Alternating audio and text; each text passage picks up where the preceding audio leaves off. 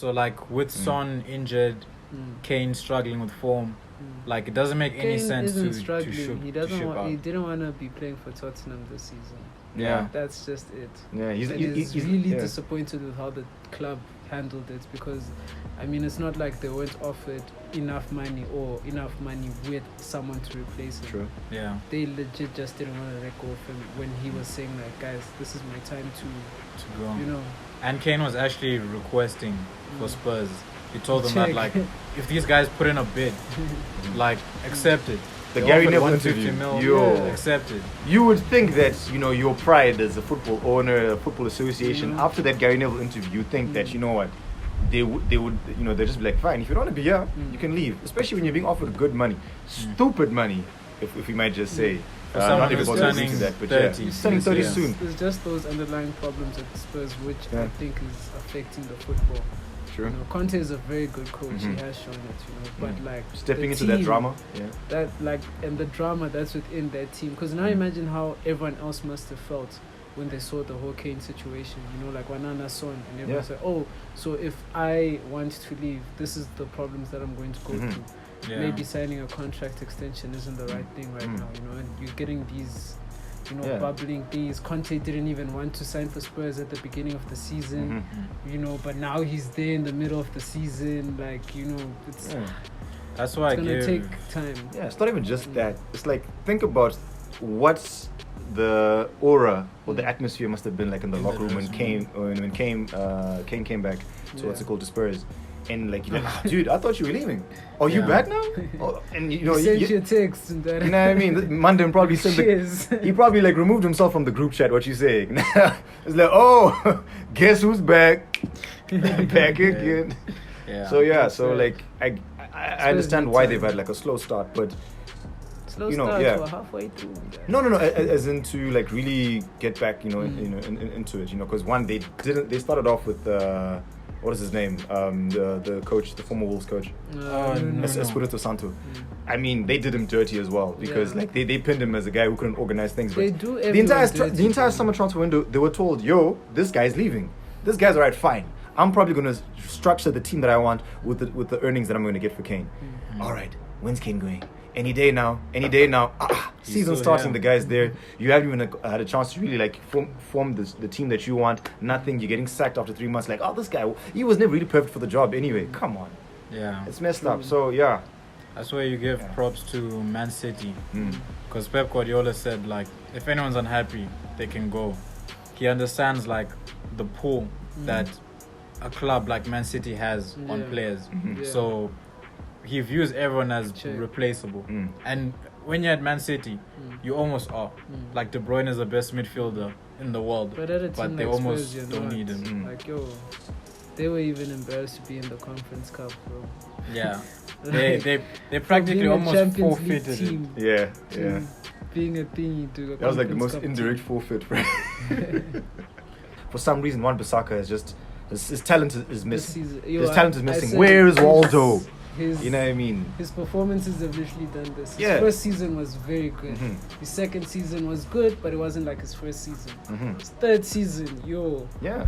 It's just fraudulent. I don't His performance is understand not why, fraudulent because he's making people believe that. I'm happy we've got someone like Diogo Dalot who's back in confidence, who wants, like, the thing about Wan-Bissaka, I don't know why per se, but like he's like a very quiet guy. You know, it doesn't do like a lot of interviews. You don't necessarily hear much about him, and it just seems like he's at United because United wants me. All right, you know, let me go see what that's like. But Diogo Dalot since the start said, you know, I've always watched United as a kid because of Cristiano Ronaldo. You know, so for me to be another Portuguese player here, I'm, you know, very humbled. I want to play, I want to give my all and everything like that.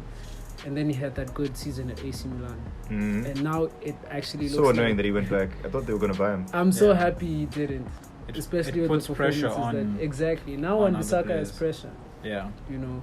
But it's might not even be pressure. I actually want Dalot to start over that guy, dog. Yeah. I still argue that you guys should play with the back three and put Wan-Bissaka as the right centre back. Maybe, but I'm not the coach. I'll tell him when I call him next time. He's sitting there, call me back. Yeah. Wasu. Yeah, he knows what's up. Yeah. That game actually cost Claudio Reni Claudio Ranieri. Yeah.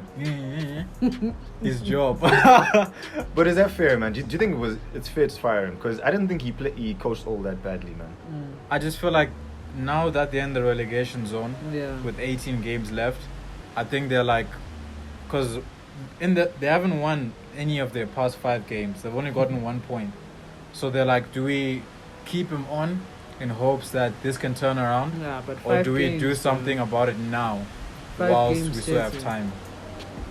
Well, I get it, but like they're 19th right now in the Premier League. Gosh. And that's crazy, man. The team don't they have Burnley has below them. Now they do, but then the teams in and around them, Burnley have 2 games in hand, and you know they can pass Watford if they do well. So Watford, they're in trouble. Yeah, I think it was a smart thing to do. It just depends on. Shame. But like, who do you get to be in this position? Because you need to get someone. Please don't say Big Sam, because the mythos has been. That's the one who's leading the charge. That Undertaker streak. He met his Brock Lesnar last season, guys. Yeah. He met. With what team again? Huh? What team? Doesn't even matter. I don't want to talk about it because they destroyed his mythos, bro. That guy they legacy. Never get relegated. Come on. Yeah. But I mean, you can allow him one season. How many teams as you say? You know? Big Sam, boy. Yeah. Or you get what's his name? Former Palace coach.